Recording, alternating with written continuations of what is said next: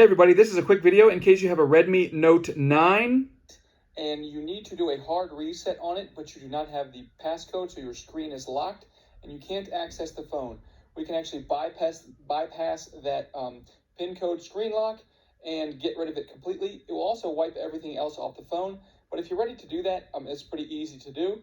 All you need to do is make sure that your phone is turned off, and then you're going to press and hold the volume up and power button, and you're just going to continue to hold it.